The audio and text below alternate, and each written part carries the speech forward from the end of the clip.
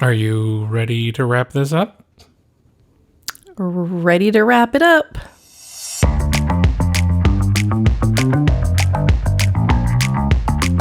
You are now listening to the IndieEye Film Awards podcast. Welcome to the IndieEye Film Awards podcast. I'm Matt. And I'm Dre. And we are here to tell you why this is the final IndieEye Film Awards episode. I believe the scene here is perfectly constructed on this windy, stormy California day as Dre and I sit here in my office recording this last episode. The mood is bittersweet because ultimately IndieEye is a significant charge on our time. Not that... No, it's not a burden. It's not a burden, but it does take up a lot of time and effort. So knowing the fact that this is it, and in January at the end of the month, there's going to be, kind of a big hole in our lives. Yeah. We have been doing this for 2 years. Yep. Consistently. Never missed a month. We've seen so many great projects, met so many great people. Yeah. There are people I hope to be friends with for a lifetime.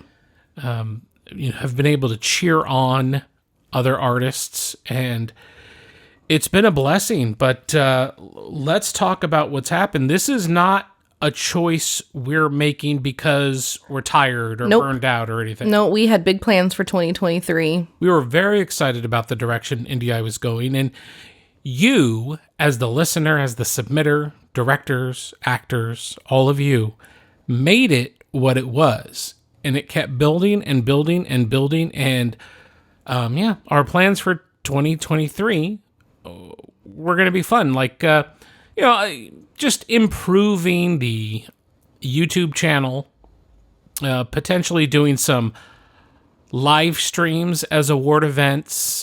We were going to make some merch available, but, not as really profit, but just because we've been asked, and because it's fun, because people like that kind of stuff as well. Right. And we never thought about that straight out of the gate because it just, we didn't even know if people would like this or if it would take off. So, we were going to have some, I won IndieEye Film Awards and all I got was this dumb t-shirt. Yep. That would have been fun. Stuff. So that was in the works, and what I was really enjoying, and this was really picking up steam, was bringing in other professionals to speak with that create bonus episodes with us here at IndieEye. Like we had Caleb Pike and Whitney Ingram and Trisha Arand, and of course it's always wonderful to speak with fellow filmmakers and actors and the people involved in making the movies that we actually watch at IndieEye. It had grown enough so that I could reach out to individuals who have their own, things going on, like the Beyond the Screenplay podcast, and Kayla Pike is huge on YouTube. And these people were, more than happy to come and speak with the IndieEye listeners about what they do and about filmmaking. So it's just fantastic. There were, I have multiple names scheduled in January and in March of next year, but I'm canceling those interviews as it stands right now. And where it stands right now is that there's just no more IndieEye. This is it.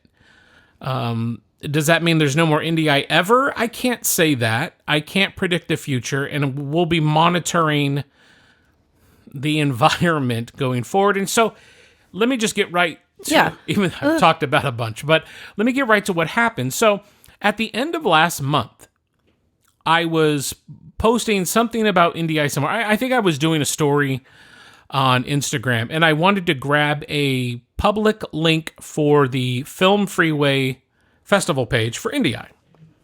And I logged out of our IndieEye account, and so, I'm not logged in. I go to browse festivals, and I was just putting in IndieEye to open up the page and grab the link, put it in the story for Instagram. And IndieEye wasn't coming up. Now, I've done this in the past several times, and it's really weird. And so I kept searching it. It's not coming up. And I'm thinking, this isn't right. If people can't go here and search IndieEye, I know they could before, and they can't now. There's an issue. Yeah, that's a problem. So I emailed customer support at IndieEye to let them know that, I've got this issue where we're not popping up and just want to figure out what's going on. And I get some sort of, it feels like an automated response of, let me take a look at it. Sort of like requirements. Like, just make sure you fit these requirements. And the basic understanding was that festivals are subject to some sort of reviews. So I don't know what's going on behind the scenes with FilmFreeway. I stated in the annual awards episode that I do know that FilmFreeway was sold at the end of last year. So there's new management in town, and whatever they're doing, they're apparently hindering some of their customers. We, as the film festival, are a customer of FilmFreeway. Is the relationship, the symbiotic relationship of being a festival at FilmFreeway, is that they're an aggregate for film submitters and film festivals. When people submit to us, FilmFreeway gets a percentage of the submission fees. So everything that we collect in the month, FilmFreeway gets a certain percentage of that.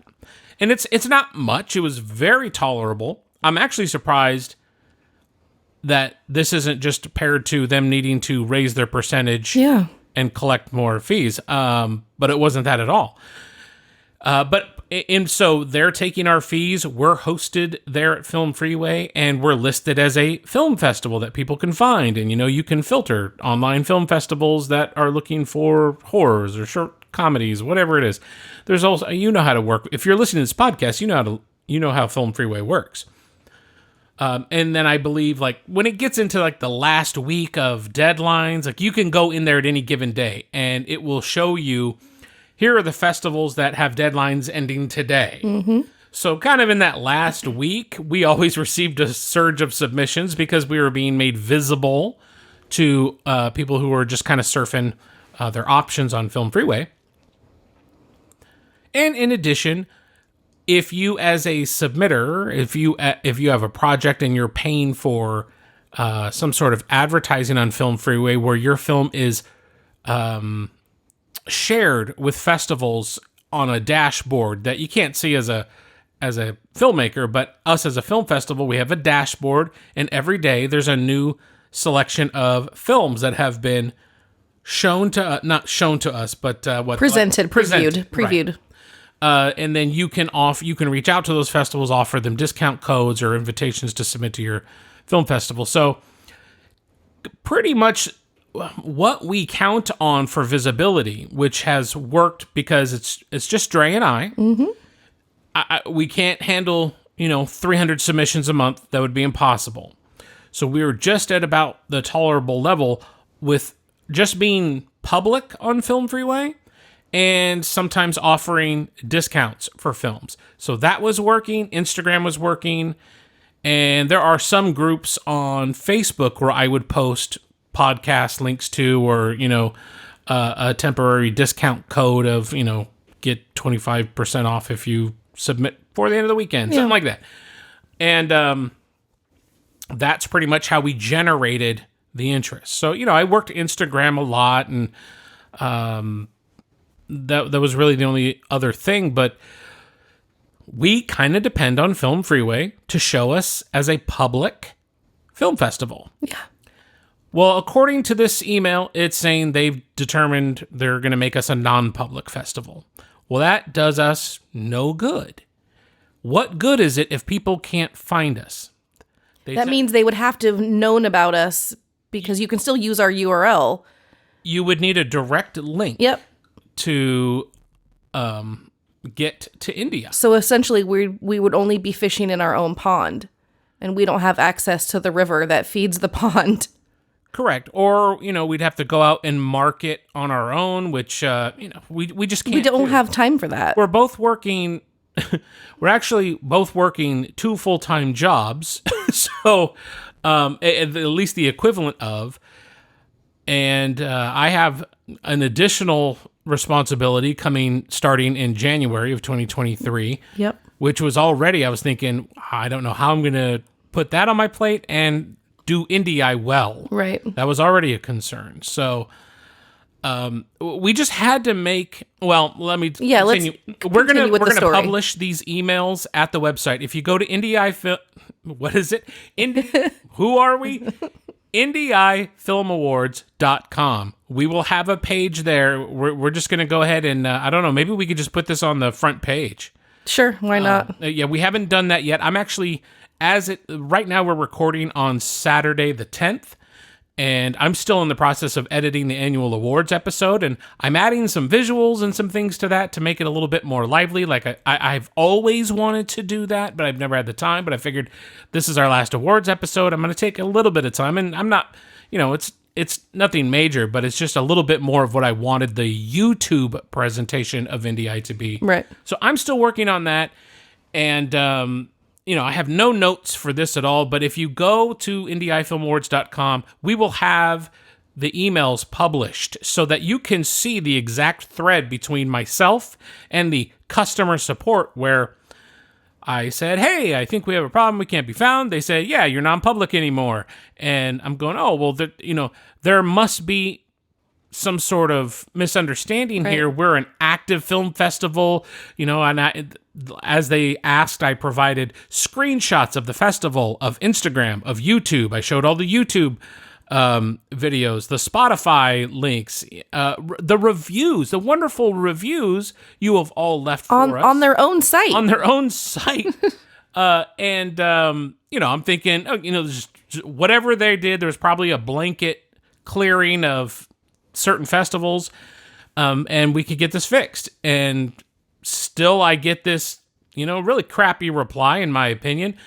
And so I'm thinking if there's firm on this and they're not budging, there's no benefit for us being part of FilmFreeway. And the problem is FilmFreeway came about as kind of a savior for indie filmmakers. Without a Box, which came before FilmFreeway, had a monopoly on being a film festival submission aggregator. And FilmFreeway came along, found a way to do it better, listened to indie filmmakers on how to make this process better for them.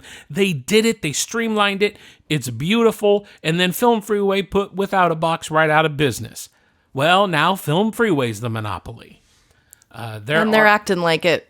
Yeah. I mean, and again, there's nobody from FilmFreeway present on this podcast to defend their situation or to discuss their reasoning behind anything that they're doing right now. So everything I'm saying is based off my opinion and my interaction with this customer support email thread and what's gone on. So I don't understand it. But the problem is there's nowhere else to go. It's not like we can go, oh, well, we'll go over to Without a Box and we'll, be a festival somewhere else. And we considered being a festival on our own. Right. And we can talk more about that, but it's just that the administrative process of that it's beyond our scope right now. Yeah. We can't do that. We don't have the bandwidth for it. What works is partnering with FilmFreeway. Yep. Letting them take a percentage of the submissions. Yep.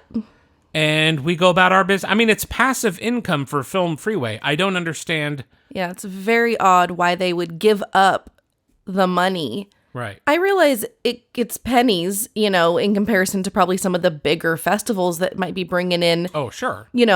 Thousands and thousands of submissions. But what's the harm for FilmFreeway to keep online festivals active? What's the harm? Well, and you have a theory about that. Well, I not really. I mean, it's not a theory whatsoever. I was just thinking, are other major festivals, not unionizing, but are they banding together to squash smaller ones? Because that's, perhaps. Well, there's so much here. I want to stay on track with this thread. because in this email thread I had with support from FilmFreeway, one of my final responses was, so just to clarify, are you saying you will not make IndieEye Film Awards a public festival? And just the response was correct. Okay. All right. Well, and another thing that happened was in their rules and in the email, they said they're no longer allowing online festivals for FilmFreeway. And, let me put a pin in that thought, but I immediately went over to their to their site, and you just browse online festivals, and there's a bunch right there. I mean, there was a handful just right, in front of me, and I'm like, well, that's BS. These are all online festivals. And I went to one, and I took a screenshot, and I sent that back to support, and I said, this is an online festival, and it's fine. What's the discrepancy between this? And their response was, thanks, we changed that one to non-public. So now I'm a rat. Yeah. And I'm sorry. You're a snitch, dude. And I'm sorry to Monster Flicks Awards. I think it was. Oh my. You got non-public because you happen to be public, and I was trying to show them you're not, they're not being consistent, or at least not clear. Yeah. If there's some sort of hurdle we need to overcome, then that's fine. But so number one, I just found that so off-putting from customer service. I've been a customer of FilmFreeway for 2 years, and every month they've taken money from me, they've taken money from you, and I mean, not only are they taking a percentage of the submission fees we receive. If you're on FilmFreeway and you're submitting projects, you're paying FilmFreeway too. Yep. So they're getting your money there. They're getting your money through, the submissions you send to other film festivals. And I don't know why they would cut this off to people. Yeah, what does it hurt them? So, so I decided then, we cannot have a relationship at this time with FilmFreeway under these current circumstances. And I did look around for other film festival aggregate options, but there's nothing that's really, up and running and on that same scope. So, if that landscape changes, I won't rule out IndieEye coming back in some form. If FilmFreeway would like to reach back out to me and say, wow, we didn't realize this was, something active and blah, blah, blah, Yeah. Okay. But the way it stands now, if we're not public, then we can't commit to doing this because really we're getting paid less than minimum wage to produce all of this.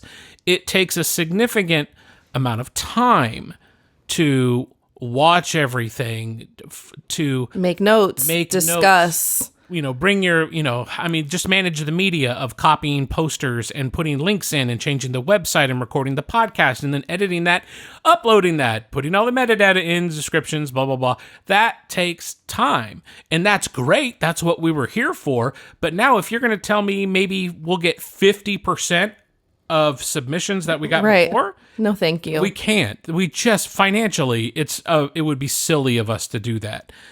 And it's really sad to me because a handful of years ago, when FilmFreeway really was taken off, this had to be, when would I have found this? Maybe around 2015, 2016. There was a film festival that was online only. This was not in person, but they started a podcast to talk about their submission season. And they weren't I don't think they were doing monthly. I think it was like every 3 months, 6 months maybe. I don't recall. And, it wasn't done well. It wasn't produced very well. The audio wasn't great. But it was a group of people talking about the films that were submitted. And I thought this is a great thing. And at the time, I was submitting a special place. And I thought this is a brilliant idea. I hope more people do this. And I never saw it anywhere again. And then they kind of fell off. Doing this is very hard. So Yeah. I can understand it not being consistent for them, and they didn't exist anymore. So who knows what happened there. I think it was Hollywood Verge. I'm pretty sure that's what it was called. But I just loved that idea. So going through the making of Madison Baker was here. I was always looking for something like that. Didn't see it. Some great film review podcasts came about, but nothing that was tied to a film festival. And you submit your film to these film festivals, and you either get, a laurel, or maybe you get a post on their website or something like that. Or you get ignored. Or their notification dates change. And this, for IndieEye Film Awards, it came about right at the end of COVID. So January of 21, I just woke up one day and I thought, well, what if we did it? What if we took a look behind the scenes at FilmFreeway, had our own festival, and actually provided a podcast where we could talk to the submitters, talk to the directors, and say, we saw this, we love this, you're the winner. Other films that were submitted, here's what kept you from winning, and give that feedback, because it just doesn't exist. Nobody was getting that. I wanted that as a filmmaker, and I figured if I wanted that, plenty of other people would want that too, and turns out that's exactly right. What do they say? Necessity is the motherhood of invention. Necessity. What's that? I think I said it better. Sometimes there is necessity. Oh my God. Let's not let it go downhill. Well, it's done that. Okay. So thankfully it was a success. You came downstairs at 5:45 in the morning with your harebrained schemes, and you're like, I have an idea. And I'm like, you haven't had coffee yet. And you're like, but listen, it's a good idea. Well, and by the end of the day, we had everything. You designed the logo, we had the colors, we had the website, and we were submitting to FilmFreeway. There's a process with FilmFreeway. At the time, this was under different ownership. I don't know what they're doing now. Yeah, before Bob and Bob came in and jacked it all up for everybody. This is strictly hypothetical. But we did go through a process of verification. We had to provide ID. They had personal information, tax information, all of that stuff. Yeah, we are 100% legit. We're as legitimate as we could possibly be. I don't know if those things have changed. Clearly, they don't matter. I can tell you, I just looked, and if you go to FilmFreeway right now and you browse festivals and you cycle to online only festivals, there's plenty there. So the hypocrisy is bold and right there in your face. So if any of this is pissing you off, imagine how we feel. I encourage anybody, if you have anything you want to say to FilmFreeway or ask about, you can email them at festivalsupport@filmfreeway.com and voice your opinion there. I can't speak for them. I just have this email thread, which we'll show you at the website, which will be there, IndieEyeFilmAwards.com. And this is the way they've treated a customer who's been faithfully producing on their website for 2 years. And everything we do, we promote FilmFreeway. We've always had their logo in the thumbnail, tagging them in Instagram and everything. I mean, it clearly is just a one-way relationship. So it got broken up with. We did. My spirit is broken. And while we're sad, it only screws you. It screws indie filmmakers, because you're not going to get into Sundance probably. And I mean, you're going to submit. I always tell people, submit, donate your money. Yeah. You never know. Yeah. But it's these other avenues that help provide some validation in what people have done. Now, I express wholeheartedly, you do not need film festivals to validate you. Correct. But as a filmmaker myself, and having gone through the steps of doing my first film and doing more and putting it out there, and you shotgun your submissions to as many film festivals as possible, and who has the closest notification date, because you just need that answer. Tell me I'm good enough is what you want. It's the other smaller festivals that are a little bit more in tune to working with filmmakers that this may be impacting. And here we are. We talk directly to these people who submit films. Yeah. There are email conversations, there are Instagram DMs, phone calls that become bonus episodes for others to hear. It's shocking that in showing our body of work, FilmFreeway would say, nah, no. Yeah. No, thank you. We're hiding you. That's nuts. We'd like to not show you to anybody. Yeah. So, but we'll let you stay on the platform and continue to let us take your money. Yeah, they'll continue to take our money, your money, but they don't want to make it public. Yeah. So go figure that out. Feel free to email them at festivalsupport@filmfreeway.com and ask any questions you may have. I don't have answers. I would love to go start fresh, see if you can start a new festival, and see if online only is an option. That would be hilarious. Just restart IndieEye. Restart it. We had thought about that. Because that again goes to the hypocrisy of, if you say you're not allowing online festivals, but you haven't put all those rules in place to back that up, then you're just being a jerk. Well, the interesting thing is, if you've decided, okay, we're not supporting online film festivals, then surely somewhere in the code, you make all online film festivals non-public. Right. So it should be a blanket wipeout. It was us specifically, and if anybody else, I don't know. You might clearly Monster Awards. Well, they're screwed. Thanks to you. But you wouldn't know unless you really looked into where your listing is. Like I wouldn't have known. Right. And we only had 11 submissions for November because we were non-public. Yep. We were probably shadow banned prior to the November submissions being open. Yeah. I don't know. I don't know what happened there, but let me, that's the story. That's what's happened. You can read the emails over at IndieEyeFilmAwards.com. This episode is following up our 2022 annual awards episode, in which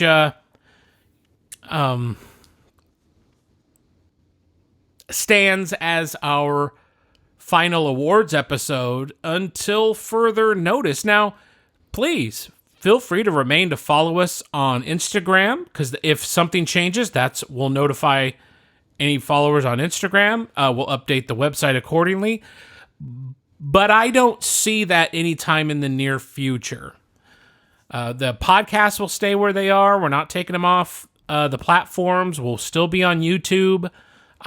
Because all of the episodes we've done, I feel, are helpful material out there for indie filmmakers. Well, it just feels like a punch in the gut because it wasn't our choice.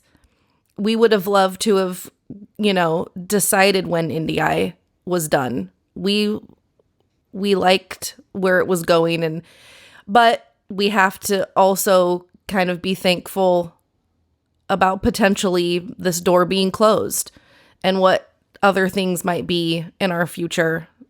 We're faithful people, so we need to look at this as maybe something that was done for a purpose. Quite perhaps. That's quite possible. And I'll say that a few days before I realized we were non-public at FilmFreeway, yep, I did receive... I got to be careful here. Yes. I did receive word that a professional opportunity I've kind of been waiting for. You've been working for was made available. That's great. So that's a great way to put it. And it would be starting rather soon, and that's if you want to hear more about that, it is media content creating related. I have another podcast. It's called Take 22, a media production podcast. And while there are not many episodes, because it's like the last priority. Oh, yeah, it's way bottom of your list. You know, talk about IndieEye being a big deal. Mm-hmm. It's hard for me to just sit down and do my own thing on that. And I started that really to kind of be talking to my one's teenager, one's 21, talking really to my sons kind of through that. Although I'm talking to any, content creators who are my peers, I'm really telling my sons about how I got here, what I do now, so that in the future, because they don't care right now. No. In the future, They pretend like they do. If I'm not here, they can always go back to that and have that understanding. But it's called Take 22, a media production podcast. I will get back to that as opportunities present themselves, but I also inform there, what are my latest projects? Yep. What am I doing? And, if you're a regular listener to IndieEye, you know that I edit for a couple of YouTubers, Tazawa Tanks and Girl Talks Fish. And I have a freelance, side of my operation. I have a regular salary content creating gig, and I feel like there's more, and I just can't even remember. That Drea publishes a magazine, and I do. You do? I have a community of crafty ladies. At Retro Hit Mama. Oh, boy. And she's also employed for her graphic design and talents and all that, and we're exhausted right now. So this is a terrible I've been sick, and so I'm sorry about my voice. Yeah. I wanted to make sure this episode drops right after the annual awards so that the questions are answered, what's going on and what's happening. We don't have to say goodbye. You can just come on over to Take 22. So, there's a channel on YouTube. It's on Apple Podcasts, Spotify, all that stuff. So if you want to subscribe and wait for the next update on what's going on and stay connected with IndieEye, because if something does change, we'll publish something new. Yeah. And tell you what's going on. Everything about IndieEye from the beginning has been about transparency and telling my fellow filmmakers, here's what it's like to run a film festival, in this capacity anyways. And here's what you should be doing to attract yourselves to film festivals. Right. Cover letters, filling out your project page, but not too much, right? Don't be super worried. Put your pictures on there. Credit your crew. Have a poster, a quality poster, at least the dimensions accurate for a poster. Right. And have a thumbnail for your project or however you're going to present it. Those are the types of things I really wanted to give feedback for. And for you to find out what are the common things that keep submissions from being official selections or being winners. Audio, come up with a creative way to start your film. Just all the advice I've tried to give just from my own experience. That all exists in all the episodes, so at least that's there.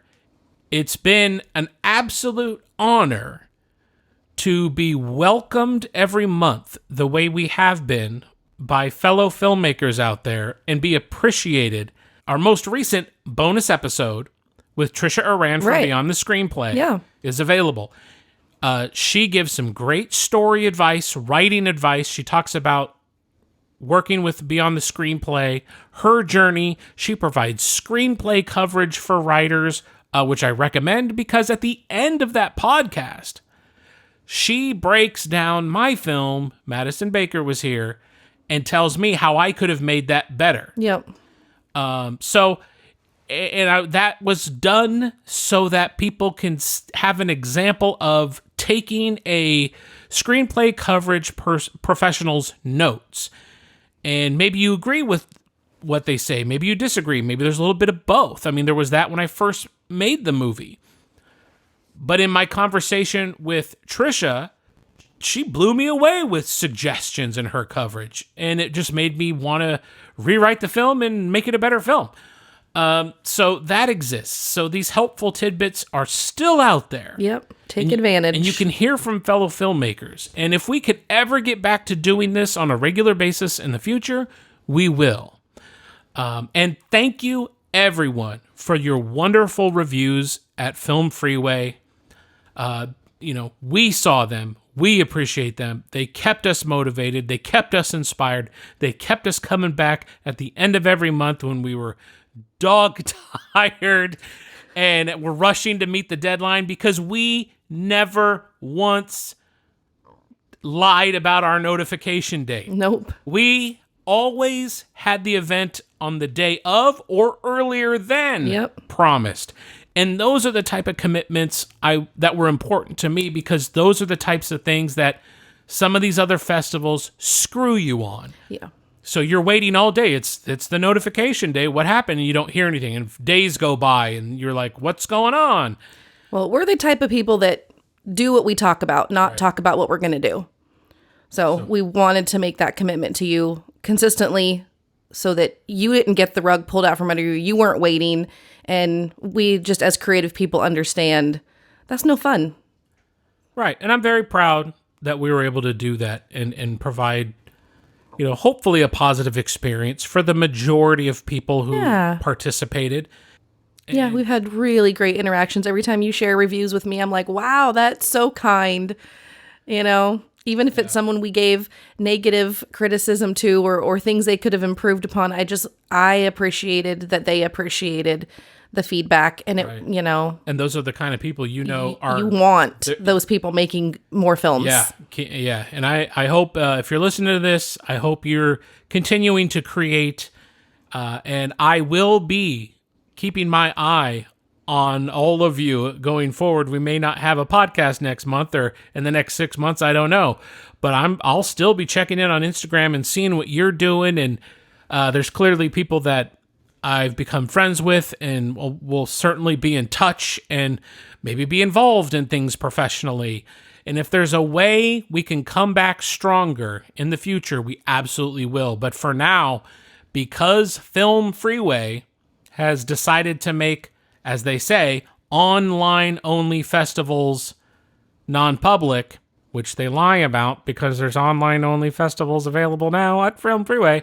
Just not ours. We can't do this. And I think it's so short-sighted, not only for the reasons we've already discussed, but online festivals were already becoming a thing before COVID. Mm-hmm. Online festivals and festivals being flexible enough to become online during COVID is what kept Film Freeway alive. Amen, brother. And to now disrespect that ingenuity. That ingenuity is ridiculous. A whole new surge of festivals were adapted to or were created and keeping indie film and the film festival circuit going. And according to what I'm told by Film Freeway customer support, festival support at filmfreeway.com. Nope. Oh, sorry. I thought you were saying something else. No, I'm just letting people know if that's the email they... Sorry. Because I don't want people hitting me with email. Hello at IndieEyeFilmAwards.com is our email. If you have any questions or anything you want to say, feel free to send questions that way. But, as far as Film Freeway goes, I don't have any answers. You're going to see exactly what I have at the website. When we have these emails published, you'll know what I know. And if you have any questions for Film Freeway, as a customer of Film Freeway yourself, where maybe you're looking for online festivals. Yeah, maybe you can't, you don't want your stuff screened at a place that you can't get to. Right. Maybe your favorite film festival, this is impacting negatively, and you'd like to voice your opinion. Maybe. Because maybe the one film festival that I'm aware of that even does a podcast to discuss the submissions from that festival. To help filmmakers. Was shadow banned. Made non-public is the technical term. So Fine. If you have something to express, festival support at filmfreeway.com is where you need to send your inquiries regarding that. your inquiries and opinions. Well, yeah. And, I don't advocate anybody boycotting anything or taking negative action. But if you have Well, we considered it. Let's be honest. If you have something you want to say or questions you want to ask, that's where you go. Filmmakers don't have another choice. I know. FilmFreeway has a monopoly. Yep. If you have a project and you're trying to get it into festivals, you're going to have to use FilmFreeway. Yep. You can't just email some festival and be like, hey, can I submit? Well, they'll say, yeah, you can submit through FilmFreeway. And now FilmFreeway will tell you what festivals you can see or not. Yep. Which is not great customer service. They don't seem like they're very good at that. So. Nope. All right. With that, we apologize, folks, but we say that with gratefulness that this even happened. We had 2 years of an absolute fantastic run. It only grew, and it was just poised to get better. And if we do get a chance to come back in the future in that same capacity, we absolutely will. But until then, this is goodbye. And we just appreciate everybody and their kindness and their words and their interaction. And yeah, we are just super grateful for that. And ultimately, I hope this effort that we've made continues to encourage our peers, our fellow filmmakers out there, to create and believe in yourself and do things, get that experience, get better, and keep going. Don't worry about film festivals. You live in an environment and a time where you can create something on your own with the phone that's in your pocket, and then you can upload it to YouTube and have free distribution for whatever you create. This is a wonderful time that a lot of us couldn't have dreamed of as children. And now everything is in your control. The game is not what it used to be. Like when Napster brought down music companies, record labels, those barriers really don't exist anymore. Do you want to direct for major studios? Sure. The bigger budgets, all of that is fine. We all have those type of dreams as well, but nothing's stopping you from making a movie or making a music video or creating your web series or animation or your horror short. You can do that, and you can put it up on your own damn channel, and you don't need anyone's permission. You don't need anyone to give you any money. You just keep creating. The laurels mean nothing. Film festivals mean nothing. The only thing that matters is your belief in yourself and the determination and hustle you put behind that. We appreciate you all for giving us this opportunity to create something and share with you. And from the bottom of our hearts, Dre and I just want to say to you, thanks for listening.